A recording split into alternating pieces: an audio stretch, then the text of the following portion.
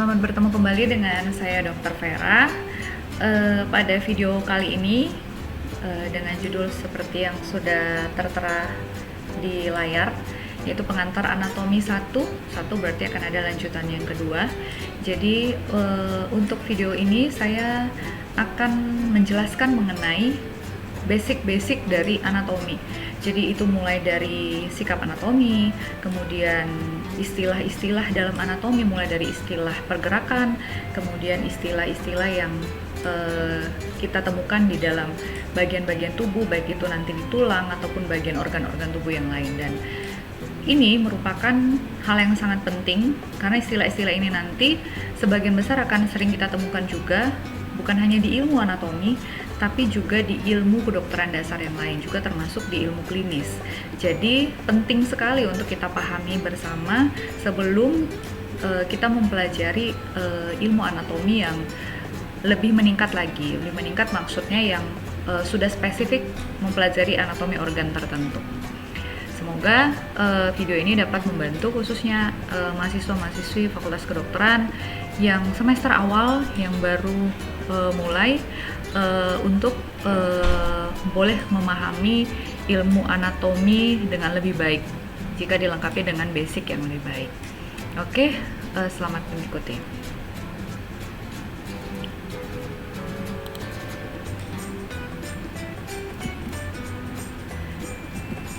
Pengertian dari anatomi. Anatomi itu berasal dari bahasa Latin, bahasa ibunya yaitu bahasa Latin, yaitu ana yang artinya atas, kemudian temnein yang artinya memotong. Jadi kalau digabungkan kira-kira istilah pengertian anatomi itu adalah memotong dan mengangkat ke atas tubuh bagian makhluk hidup untuk mengetahui dan menyelidiki bagian yang ada di dalamnya. Jadi kalau kalian mungkin sebagian besar sudah mendengar bahwa kalau kita kuliah di kedokteran maka kita akan belajar dengan menggunakan mayat. Mayat di sini bahasa Latinnya itu adalah kadaver. Jadi kadaver itu seharusnya adalah menjadi teman belajar kita, teman belajar anatomi. Tetapi dalam perkembangannya semakin kesini bahwa penggunaan kadaver itu sudah semakin jarang ya, kadaver yang menggunakan formalin. Jadi sudah mulai digantikan dengan aplikasi-aplikasi 3 dimensi, kemudian dengan menggunakan aplikasi berbagai aplikasi anatomi ya yang bisa membantu kita tanpa menggunakan kadaver. Tapi pada dasarnya bahwa belajar anatomi itu adalah harusnya menggunakan makhluk hidup yang sebenarnya, itu dengan menggunakan kadaver. Nah, mempelajari anatomi itu sebenarnya ada 3 cara ya. Yang pertama anatomi sistemik, kemudian anatomi regional, dan yang ketiga itu adalah anatomi klinis. Nanti kita lihat perbedaannya, apa sih perbedaan dari ketiganya. Yang pertama anatomi sistemik. Sistemik dari bahasanya sudah kita tahu bahwa sistem. Jadi kita mempelajari anatomi berdasarkan sistem.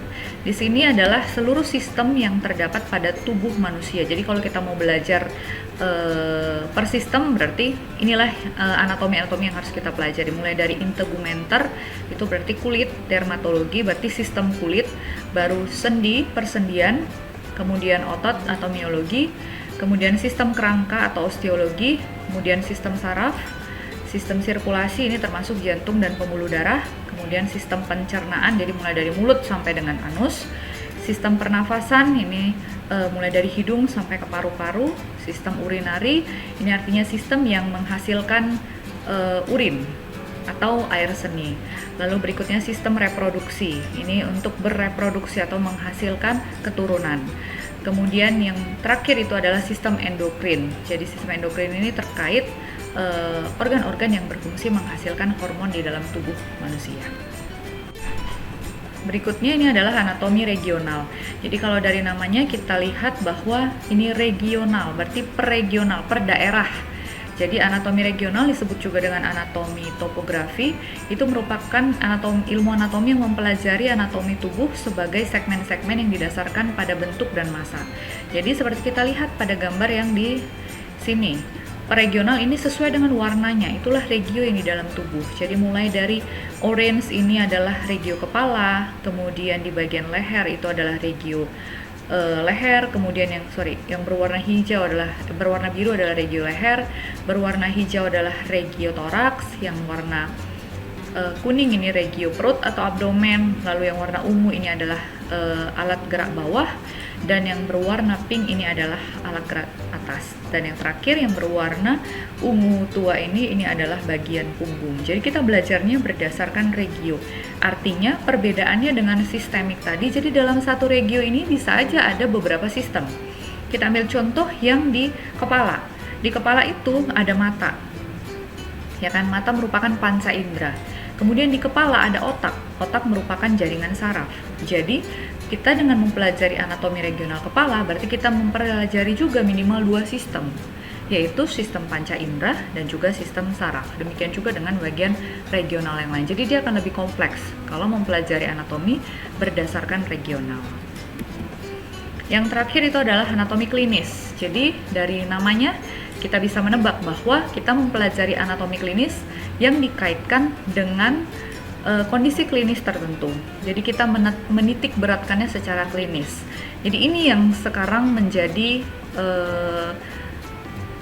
sesuatu yang diusahakan oleh dosen-dosen preklinis, khususnya juga anatomi, bagaimana menghubungkan ilmu anatomi itu dengan ilmu klinis. Jadi supaya mahasiswa itu yang pertama menjadi paham bahwa apa gunanya dia mempelajari ini. Apalagi ilmu anatomi ini seringkali dianggap momok oleh mahasiswa-mahasiswi Fakultas Kedokteran, ya kan, karena dia berat, terlalu banyak hafalannya. Dan kalau poin yang kedua, dengan adanya mempelajari menyelipkan kondisi klinis tertentu, maka mahasiswa itu menjadi lebih tertarik. Karena kan mahasiswa itu kuliah kedokteran maunya jadi dokter, yang dihadapi adalah kondisi klinis, bukan kondisi ilmu-ilmu anatomi ini gitu loh. Jadi kalau dengan adanya ilmu klinis, diselipkan ilmu klinis, dia jadi lebih tertarik mahasiswanya. Jadi ada 3 cara untuk mempelajari anatomi secara sistematik, kemudian secara regional, dan secara anatomi klinis. Nah, sebelum kita melangkah selanjutnya, yang pertama sekali harus kalian ketahui itu adalah sikap anatomi. Apa ya gunanya ya dok ya, sikap anatomi? Jadi gunanya itu adalah pada saat kita menginterpretasikan suatu kondisi pasien atau kondisi klinis tertentu, atau menceritakan suatu kelainan pada pasien, meskipun dokter yang lain, misalnya kita konsul atau kita cerita ke dokter yang lain, yang sesama dokter, kita mempunyai pemahaman yang sama. Oh, posisi luka itu di sini. Kenapa? Karena kita satu pemahaman sikap anatomi seperti ini. Dia menjelaskan titik dari kelainan ini berarti dalam kondisi sikap anatomi. Artinya nggak kita tanya lagi kanan pasien atau kanan dokter, nggak ada istilah itu lagi. Karena kita sudah sepakat bahwa ada yang namanya dengan sikap anatomi. Seperti apa sikap anatomi? Seperti gambar ini pada perempuan dan laki-laki ini. Jadi manusianya berdiri tegak, pandangannya lurus ke depan, jauh mengarah ke depan, kemudian mulutnya tertutup, kedua matanya terbuka, lalu ekspresi wajahnya netral, jadi tidak sedang meringis, tidak sedang tertawa, lalu kedua tangan di samping badan dengan telapak tangan ini dia menghadap ke bagian anterior. Kemudian kedua kaki sejajar ke arah muka belakang, telapak kaki menapak di tanah, dan ibu jari mengarah ke anterior. Inilah posisi anatomi. Ya, jadi ini adalah sebelah kanan pasien, ini adalah sebelah kiri pasien. Kaki. Ya, jadi tidak lagi kita mutar-mutar badan kita. Sudah sepakat bahwa sikap anatomi ini kaki, kanan dan kiri. Dengan posisi tangan bukan lurus samping gini, tapi telapak tangannya membuka ke depan. Jadi di posisi anatomi ini harus kamu ingat terus. Oke? Nah, sekarang kita mengenali dulu bagian-bagian permukaan tubuh manusia dan apa nama latinnya. Jadi dalam anatomi itu istilah-istilah yang digunakan itu adalah istilah Latin, tapi banyak textbook yang menggunakan bahasa Inggris. Ya, tetapi lebih lazim untuk anatomi kita menggunakan bahasa Latin. Jadi kita mulai dari gambar yang sebelah, yang gambar yang wanita ini, yang bagian kepala itu disebut kepala, itu bahasa Latinnya adalah caput. Kemudian leher, bahasa Latinnya adalah column. Lalu ini badan, mulai dari bagian bahu ini sampai ke bagian kemaluan, ini disebut dengan trunkus. Trunkus itu terdiri dari apa? Ada toraks, kemudian ada abdomen. Toraks itu dada, abdomen itu perut, kemudian di bawah perut itu ada disebut dengan pelvis, tempat organ reproduksi, tempat rahim. Itulah dia di pelvis. Kemudian ada tangan dan kaki. Tangan kita sebut dengan membrum superius ataupun ekstremitas superior, anggota gerak atas bahasa Indonesianya, bahasa Latinnya ekstremitas superior atau membrum superius. Jadi lebih lazim kita menyebutkannya adalah ekstremitas superior. Terdiri dari 3 regio, yaitu regio brachium atau lengan atas kita sebut dengan brachium, lengan bawah kita sebut dengan antebrachium, dan tangan, seluruh tangan ini kita sebut dengan manus. Jadi kalau bahasa Indonesia kan tangan kan artinya satu tangan ya, mulai dari bahu sampai ini disebut dengan bisa disebut dengan tangan. Angkat tangan kanan gitu. Tapi kalau di bahasa anatomi bahasa Latin ini saja 5 jari dan telapak tangan dan pergelangan tangan itu disebut dengan manus. Kemudian kita beralih ke bawah, yaitu anggota gerak bawah atau ekstremitas inferior. Ini disebut juga dengan membrum inferius, terdiri dari 3 regio. Regio paha itu disebut dengan femur, kemudian regio kaki itu disebut dengan crus, dan regio bawah kaki, lalu daerah kaki itu disebut dengan pes ataupun disebut dengan pedis. Jadi pedis manus. Kalau kaki pedis, tangan itu manus. Jadi itu merupakan perkenalan bahasa-bahasa Latin untuk bagian-bagian tubuh yang bagian-bagian besar tubuh. Ya, jadi kadang-kadang dan istilah ini juga kita dapat gunakan dalam organ yang lain. Misalnya di dalam suatu organ itu ada bagian yang menyempit seperti leher, itu kita bisa juga disebut dengan kolom. Nah, sekarang untuk yang pertama kita pelajari mengenai bidang-bidang anatomi. Kenapa ya bidang anatomi ini penting? Bidang ini kan artinya dia bukan satu dimensi. Kita berbicara kalau bidang itu dia minimal 2 dimensi. Jadi kita membagi tubuh di bagian yang mana. Oke, jadi basicnya sebenarnya itu adalah ada 3. Kalau kalian buka textbook anatomi, ada yang membagi bidang anatomi itu menjadi 3 basic utama. Tapi sengaja saya pisahkan di sini menjadi 4 supaya saya menganggap bahwa ini pembagian 4 bidang anatomi ini lebih bisa dipahami dibandingkan dengan 3 ya. Yang pertama adalah bidang median. Bidang median itu adalah bidang itu kalian bayangkan dia seperti sebuah papan kan, kemudian papan itu kita pakai untuk memotong-motong tubuh manusia. Itulah bidang ini. Nanti akan saya tunjukkan di slide berikutnya. Yang pertama bidang median. Bidang median itu adalah bidang yang membagi tubuh menjadi kanan dan kiri sama besar. Artinya dia berjalan di tengah ini. Jadi dia bagi tubuh itu menjadi kanan dan kiri sama besar. Apakah hanya di tengah tubuh? Kalau dibilang bidang median tubuh berarti yang di tengah ini.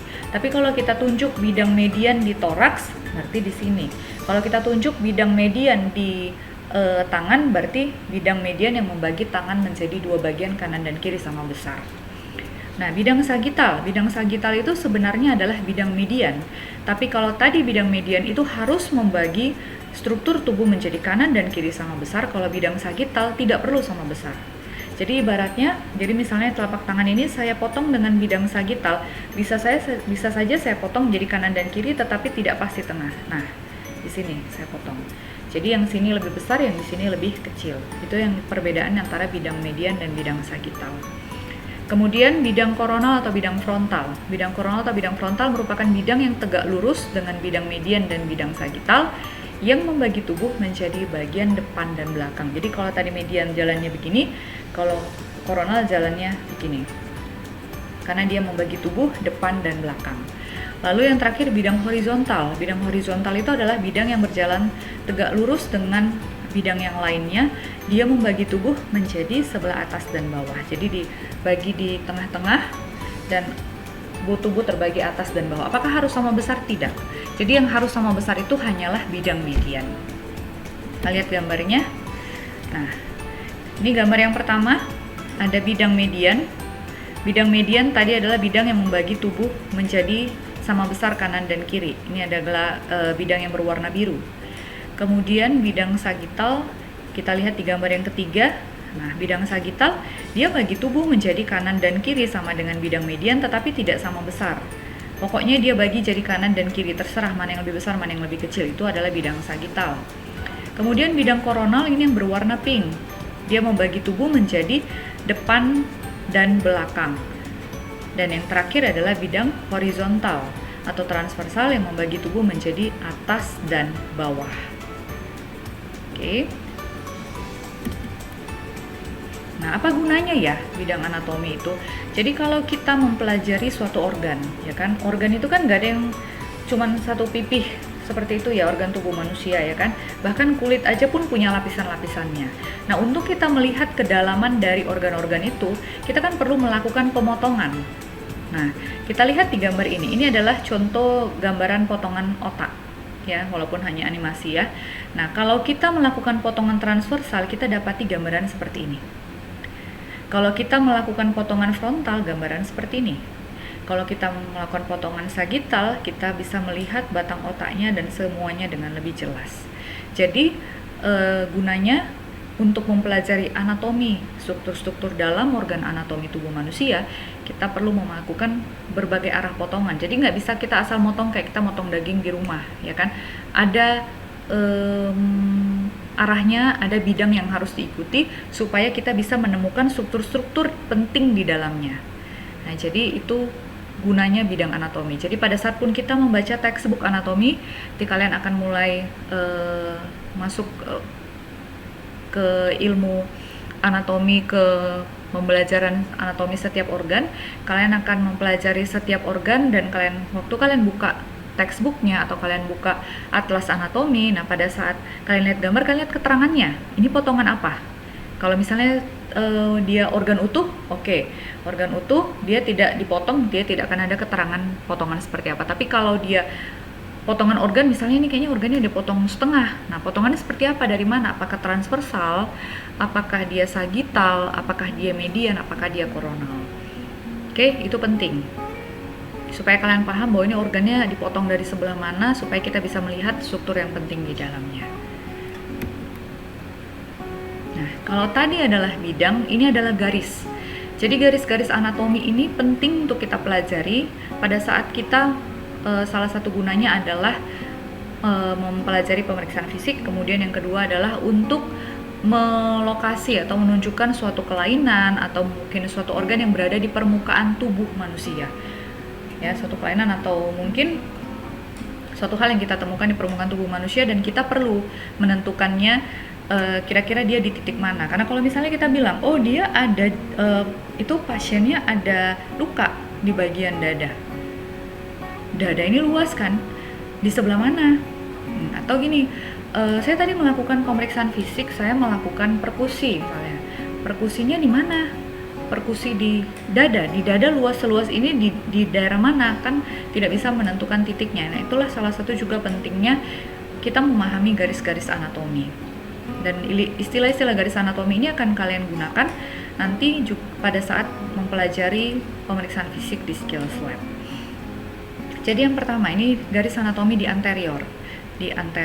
Oke, yang pertama yang mulai dari tengah, linea mediana anterior. Linea mediana anterior sama dengan bidang mediana, tapi kalau bidang mediana dia di 3 dimensi karena dia sifatnya seperti melalui organ, melalui tubuh manusia, tapi kalau garis anatomi itu hanya di permukaan tubuh manusia. Jadi linea mediana anterior ini adalah yang membagi tubuh di bagian anterior menjadi kanan dan kiri sama besar. Itulah linea mediana. Kemudian linea sternalis. Jadi tulang dada yang di bagian tengah itu disebut dengan sternum. Jadi kira-kira lebarnya seperti ini. Nah, garis tepat di tepi sternum itu disebut dengan linea sternalis. Lalu garis di sisi sebelah dari linea sternalis itu adalah linea parasternalis, tapi tidak sampai ke tengah. Tidak sampai ke tengah masing-masing toraks. Oke, jadi hanya bergeser sedikit, itu linea parasternalis. Karena kalau sudah di tengah dari masing-masing toraks, ini ada toraks sebelah kanan dan kiri, ini kita di tengah, itu disebut dengan linea medioclavicularis. Linea yang berjalan di tengah os clavicula. Os clavicula yang mana? Yang ini. Kita lihat gambarnya itu di sini. Jadi linea medioclavicularis adalah linea yang berjalan di bagian tengah klavikula. Baru yang terakhir di anterior itu adalah linea axillaris anterior. Axilla itu ketiak. Jadi ini adalah linea yang berjalan di bagian anterior axilla. Jadi kalau diurutkan, linea mediana anterior, linea sternalis, parasternalis, medioclavicularis, dan axillaris anterior. Bagaimana dengan yang di posterior? Di posterior ada juga linea mediana, tapi yang di posterior. Jadi jalannya di posterior membagi tubuh bagian punggung, bagian belakang menjadi kanan dan kiri sama besar. Baru di bagian punggung itu kan tidak ada sternum, adanya adalah vertebra atau tulang belakang.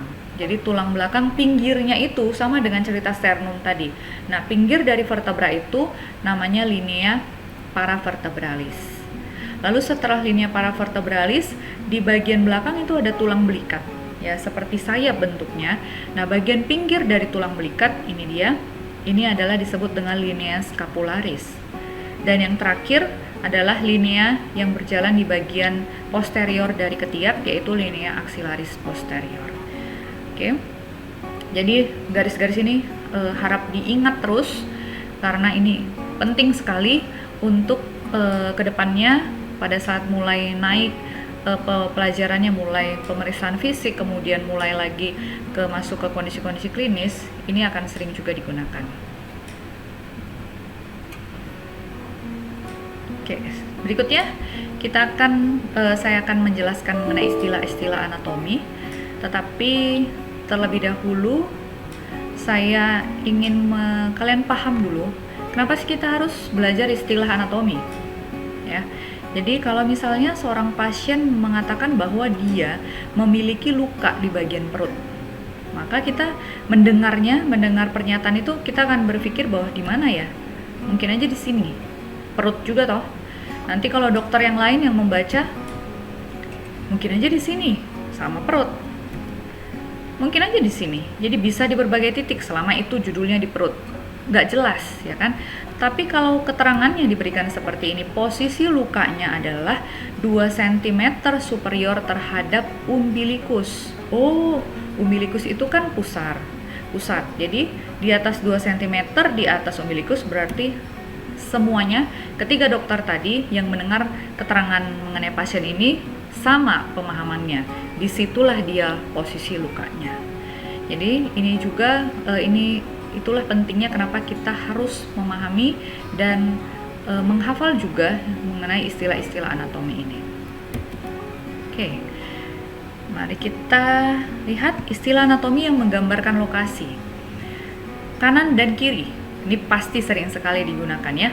Dexter itu kanan, ya. Sinister itu kiri. Jadi kalau saya sih ya, tapi karena memang sudah terbiasa sih, kalau dulu saya gunakannya supaya nggak kebalik, ke sinister II. Oh, ini kiri, ya. Dexter kanan. Anterior atau ventral itu menuju ke depan, ke arah depan tubuh. Kemudian posterior menuju ke belakang. Kemudian eksternal, dia lebih jauh dari pusat suatu organ atau rongga. Sedangkan kalau internal, dia lebih dekat ke pusat suatu organ atau rongga. Oke, jadi ini waktu kita menentukan mana kanan, mana kiri, mana anterior, mana posterior, kita kembali ke sikap anatomi yang di awal tadi, ya. Oke, coba kita lihat gambar ini, ya, supaya kalian lebih bisa paham bagaimana penggunaan istilah-istilah anatomi yang tadi. Oke, titik yang saya tunjuk ini, ya. Ini titik ini adalah kita anggap aja di sini luka ya. Luka yang ditunjuk ini itu posisinya itu adalah lebih sinister atau di sebelah sinister dari umbilikus atau pusat. Sinister. Jadi kita bukan tanya lagi ini kanan kiri pembaca atau pemeriksa, enggak. Kanan kiri posisi anatomi. Kalau posisi anatomi tadi saya sebutkan kaki, kanan, kiri, dexter, sinister.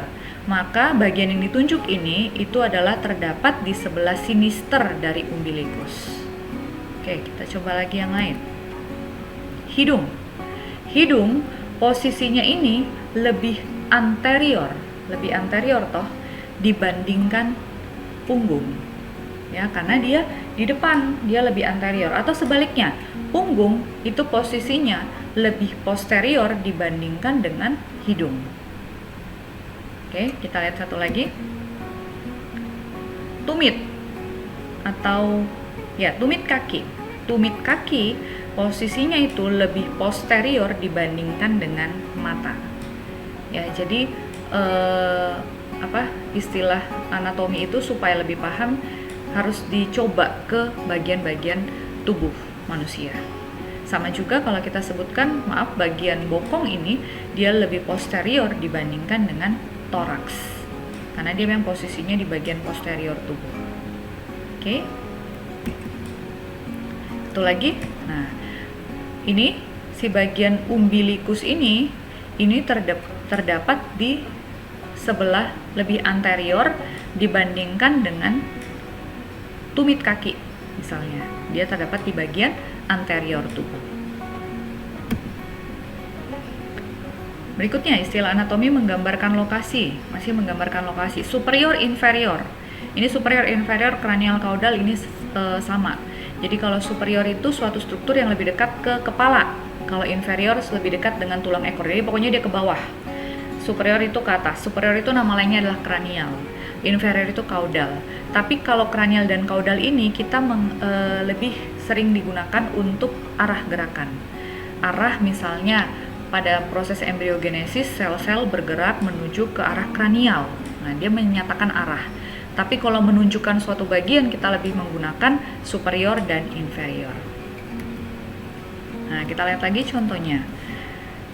Mata lebih superior dibandingkan dengan manus, dengan tangan tadi. Oke. Baru lutut dia lebih inferior dibandingkan dengan mata. Dia lebih ke bawah ya, lebih menuju ke tulang ekor. Tulang ekor itu kan di belakang di bagian bawah. Kalau yang mata kan dia terletak di kepala, jadi dia lebih superior. Yang berikutnya, ini juga akan sering kalian dengar, medial dan lateral. Medial dari namanya median, berarti dia merupakan struktur yang lebih dekat dengan bidang median tubuh. Ini bidang median tubuh, jadi dia struktur yang lebih dekat ke tengah. Lawannya lateral. Lateral itu dia menjauhi median tubuh, jadi makin jauh dia dari median tubuh. Kemudian yang superficial, intermediate, profunda. Ini menunjukkan lapisan. Lapisan, jadi ini kita gunakan untuk menggambarkan organ-organ anatomi yang terdiri dari berlapis-lapis. Bagian superficial ini bagian permukaan, intermedia bagian lapisan tengah, dan profunda adalah lapisan yang paling dalam. Lalu yang berikutnya adalah proksimal dan distal. Dua istilah ini istilah juga yang akan sering kalian dengarkan. Proksimal dan distal itu kita gunakan pada anggota gerak. Jadi kita bisa membandingkan proksimal, mana distal apabila mereka berada dalam satu anggota gerak. Jadi nggak bisa kita bandingkan antara jari-jari tangan misalnya dengan jari-jari kaki. Nggak bisa. Yang bisa kita bandingkan adalah jari-jari tangan dengan siku misalnya, atau siku dengan ketiak. Jadi dalam satu limb atau anggota gerak. Itulah istilah proksimal dan distal. Perbedaannya kalau proksimal dia lebih dekat ke arah pangkal di mana ekstremitas yang kita maksud, sedangkan kalau dia distal dia lebih ke ujung, menjauhi pangkal. Itu disebut dengan distal. Kita lihat contohnya. Nah, posisi anatomi ya. Posisi anatomi jari kelingking itu terletak lebih medial dibandingkan dengan jari jempol. Ya, lebih medial. Kenapa? Karena dia lebih mendekati bagian linea mediana anterior atau bidang median tubuh. Nah, ke tengah. Nah, jempol itu dia terletak lebih lateral dibandingkan dengan telunjuk. Ya, karena dia lebih jauh, lebih menjauhi bidang median dibandingkan dengan telunjuk. Kalau telunjuk dia, kalau kita balik, telunjuk itu lebih terletak median dibandingkan dengan jempol, karena telunjuk itu dia lebih mengarah ke bagian tengah. Kemudian siku itu terletak lebih distal dibandingkan dengan gelang bahu, karena siku itu jadi tergantung kita membandingkannya dengan struktur yang mana, ya kan? Kalau siku kita bandingkan dengan gelang bahu dia lebih distal.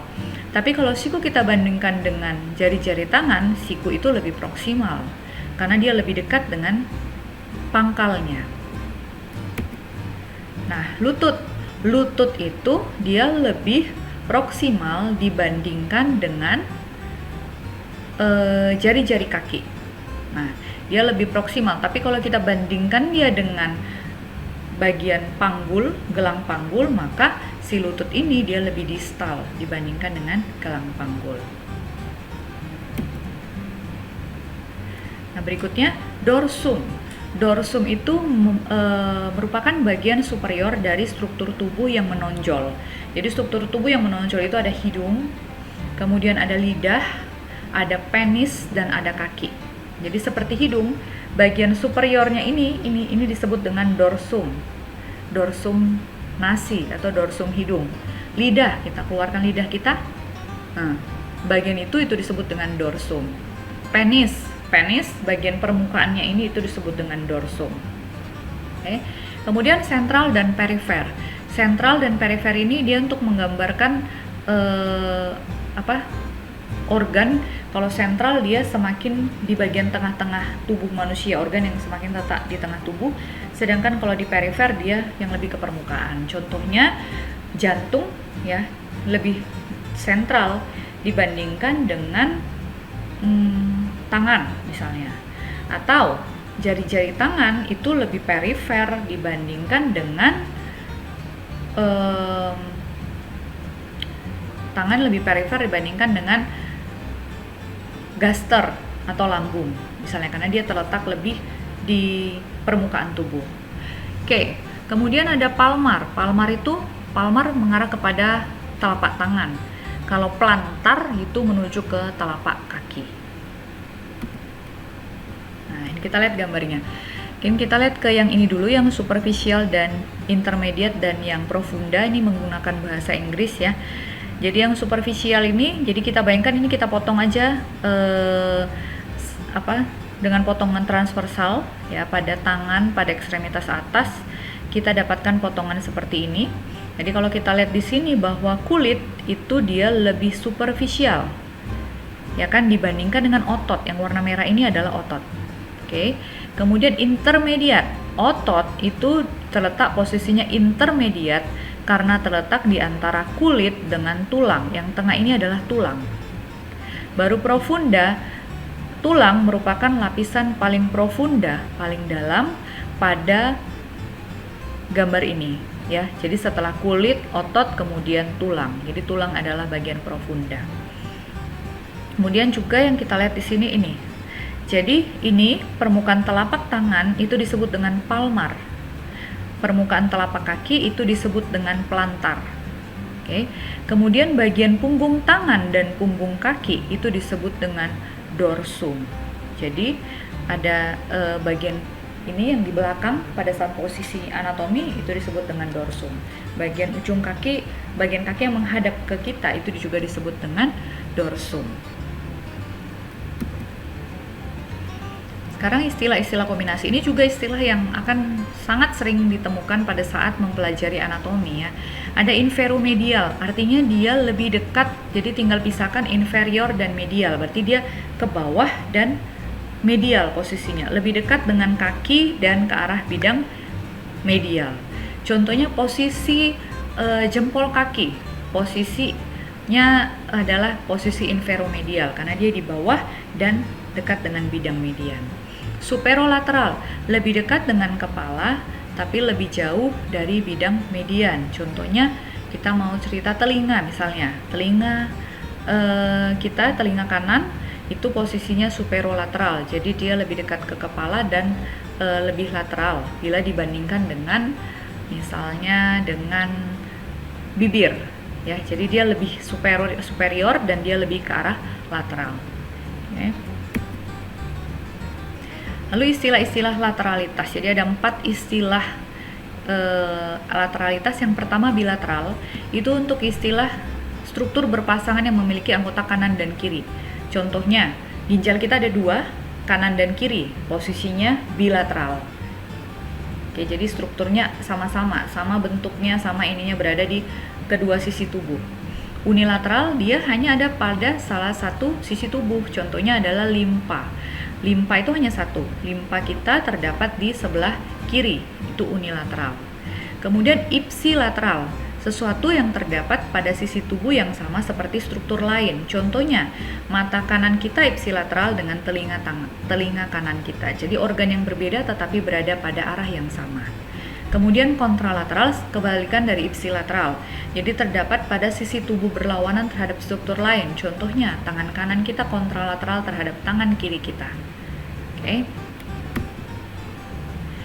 Selanjutnya adalah istilah-istilah anatomi dalam pergerakan. Ini saya yakin sebenarnya beberapa sudah dipelajari pada saat di sekolah ya.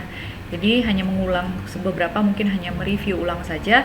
Yang pertama fleksi dan ekstensi. Ini istilah yang berlawanan. Kalau fleksi berarti dia sudutnya yang dibentuk semakin kecil, fleksi. Kemudian ekstensi, sudutnya semakin membesar. Abduksi, abang jauh. Aduksi, adik dekat. Berarti kalau abduksi dia menjauh dari bidang frontal, sedangkan kalau aduksi dia mendekat. Supinasi dan pronasi pada telapak tangan dan telapak kaki. Supinasi gerakan rotasi tangan dengan telapak tangan menghadap keluar, atau kalau telapak kaki dia menghadap ke dalam. Nah, kalau pronasi tinggal dibalik. Pronasi telapak tangan menghadap ke dalam. Eversi, inversi ini untuk istilah telapak kaki. Kalau eversi dia telapak kaki bergerak ke arah lateral, saling tolak belakang. Baru inversi dia saling hadap-hadapan telapak kakinya. Rotasi luar atau eksorotasi atau disebut juga dengan rotasi lateral. Itu lawannya adalah rotasi dalam atau endorotasi, disebut juga rotasi medial.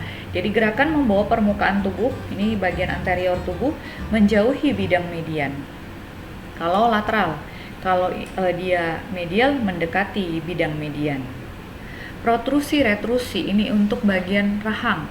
Pro ke depan, gerakan mengedepankan rahang dibawa ke depan. Tapi kalau balikan ke belakang, retrusi. Kita lihat gambarnya, kita mulai dulu dari bagian ekstremitas atas ya. Ini extens fleksi, berarti kalau kita mengarahkan seluruh tangan kita ke arah depan, itu fleksi. Kalau kita ke arah belakang, itu ekstensi. Kemudian kalau siku, pada persendian siku, fleksi, kemudian ekstensi.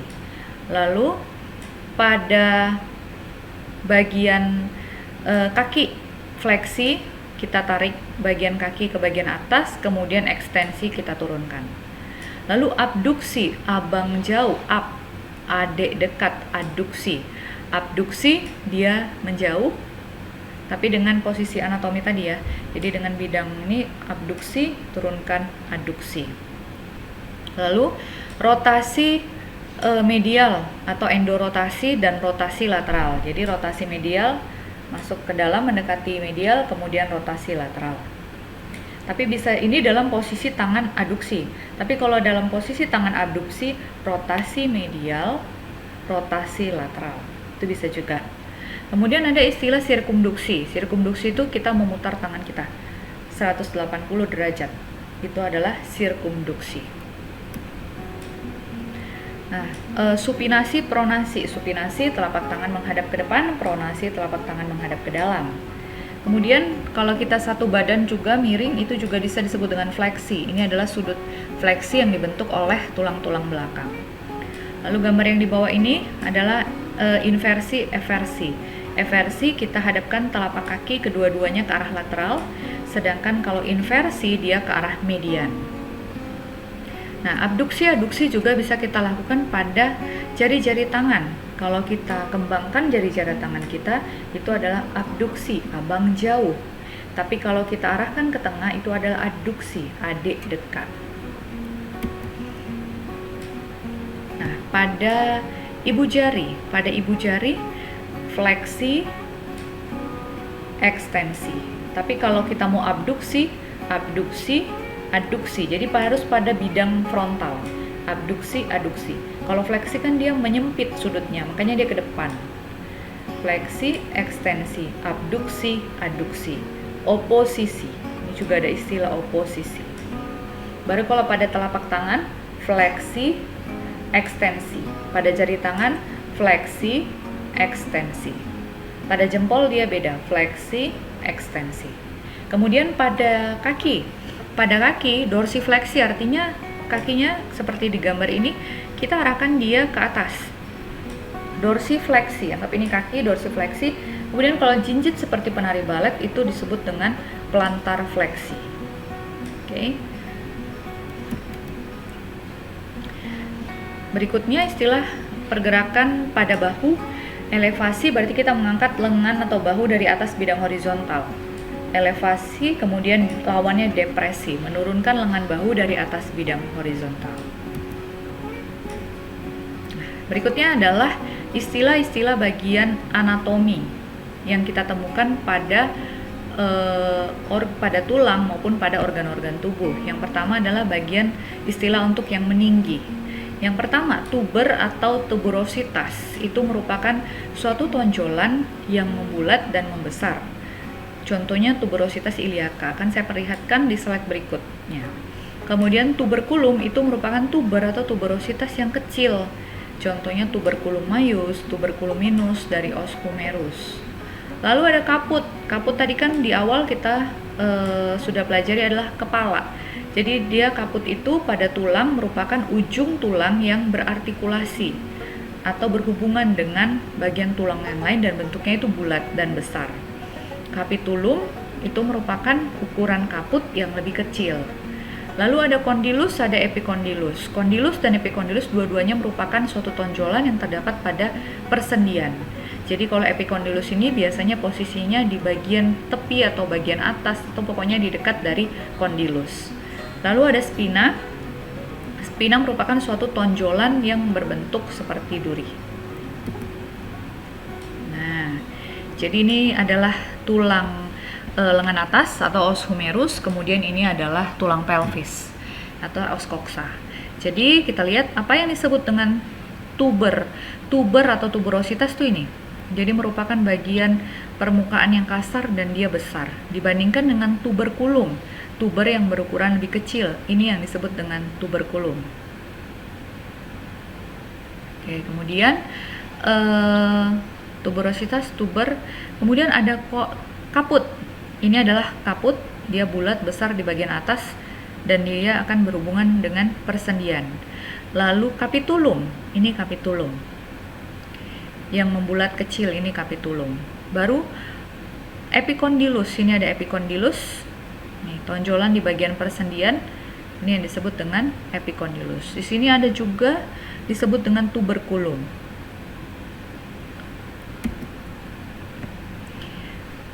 Lalu kondilus, yang mana kondilus? Ini kondilus. Ini adalah tulang paha. Ini kondilus.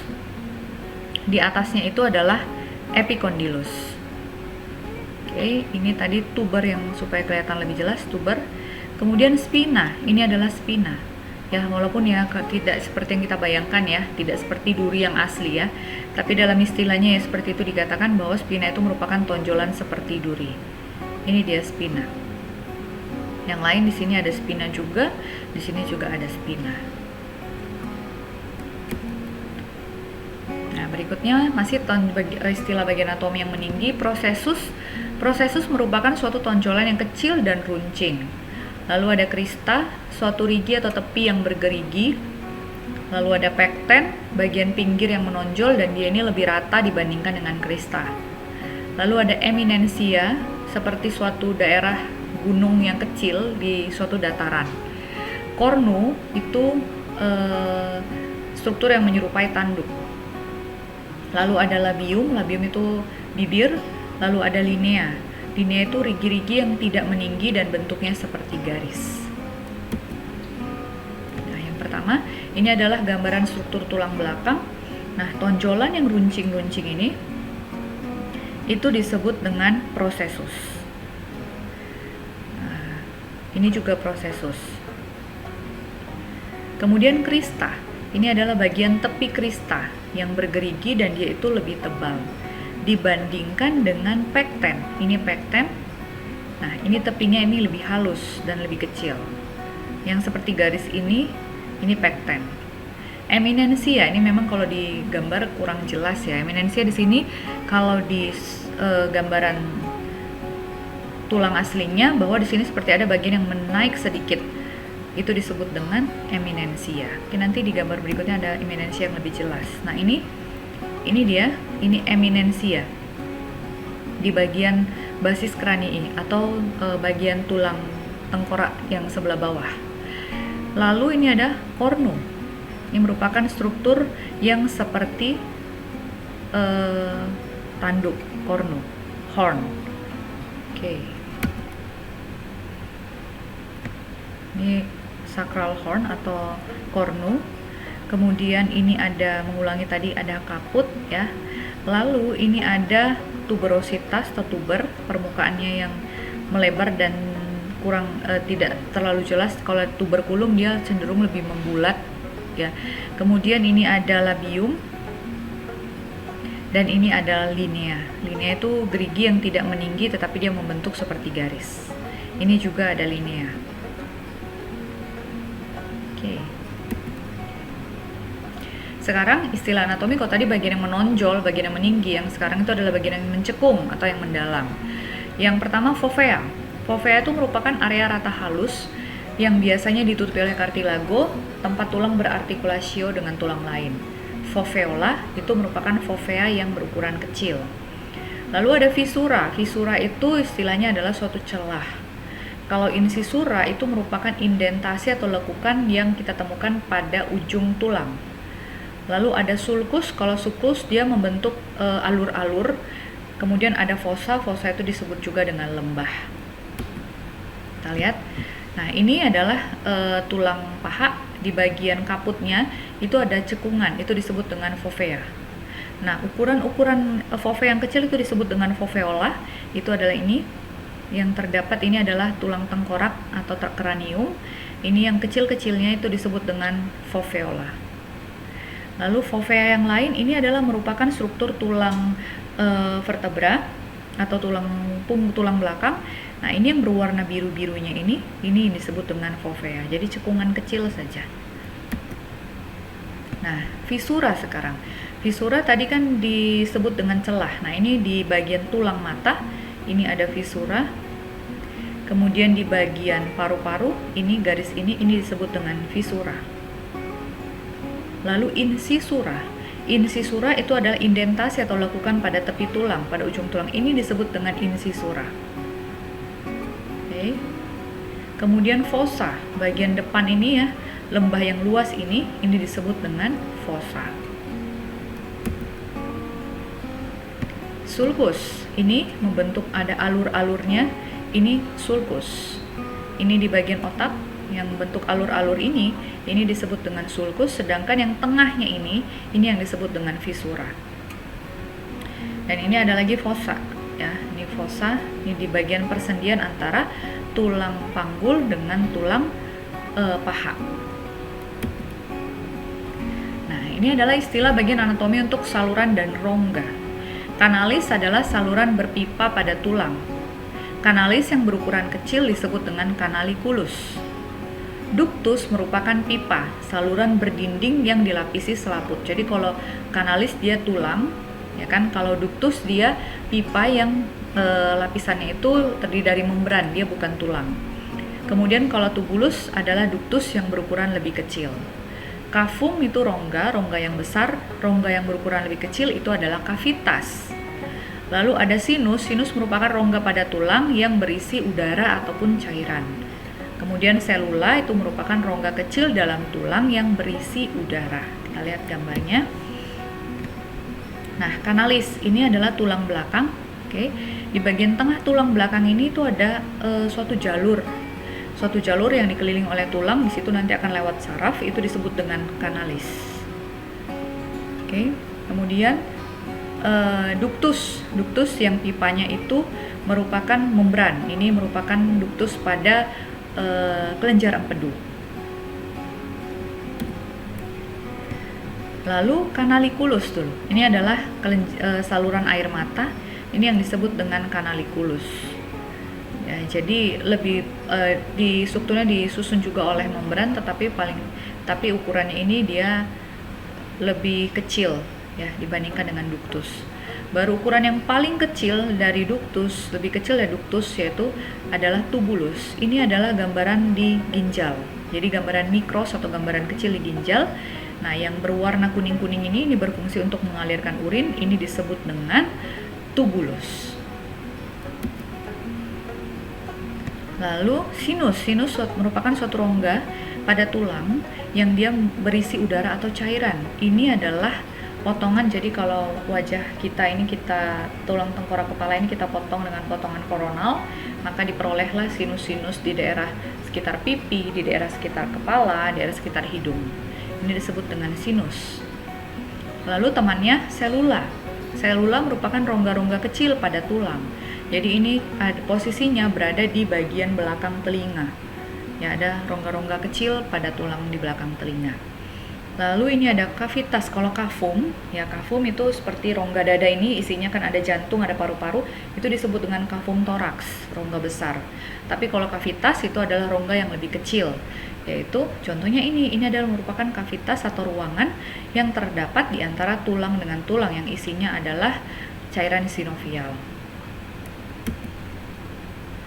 Selanjutnya, istilah-istilah bagian anatomi untuk lubang. Lubang pun yang mau besar, mau kecil dalam anatomi itu ada istilahnya. Yang pertama, lubang paling besar itu adalah apertura. Jadi apertura itu lubang masuk ke dalam suatu rongga, ya seperti halnya pintu tanpa daun pintu. Kemudian kalau foramen dia pasase, jadi cuman tempat lewat aja, tapi tidak tidak masuk ke dalam suatu rongga. Beda dengan apertura. Apertura itu adalah pintu atau rongga besar yang menuju ke suatu ruangan di bawahnya atau di atasnya. Kemudian ostium. Ostium merupakan muara dari suatu saluran. Jadi yang paling kecil diurutin mulai dari ostium paling kecil, kemudian foramen dan apertura. Nah, yang paling besar dulu ini ya. Ini apertura yang lain ya, yang tidak besar ukurannya, tetapi dia akan menuju ke suatu rongga yang besar, yaitu ke dalam rongga telinga, ke dalam suatu rongga telinga. Ini disebut dengan apertura. Kemudian ada foramen. Foramen ini dia tidak masuk ke dalam ruangan,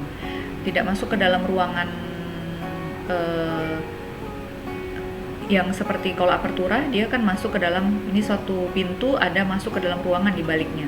Kalau foramen dia hanya lubang tempat lewat struktur-struktur saja.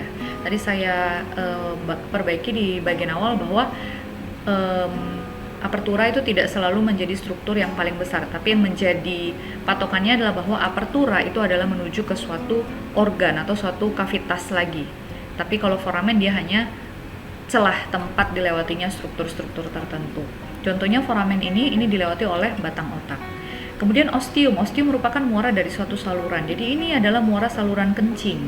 Ini adalah penis, kemudian saluran kencing berjalan di sini. Ini adalah ostium, muara dari saluran urin. Nah, ini apertura yang besar. Apertura ini dia akan menuju ke rongga di bawahnya, yaitu rongga pelvis. Ini disebut dengan apertura. Ini disebut dengan foramen, kan tidak menuju ke organ ruangan tertentu.